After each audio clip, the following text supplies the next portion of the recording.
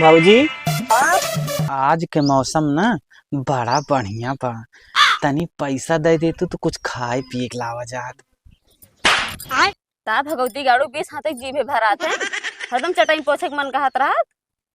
भाग यहाँ से। हमें लगे पैसे से ना बाटे। लेकिन एक second. A few moments later. खाइला भाऊजी, ठीक है भैया। ले चेक करा।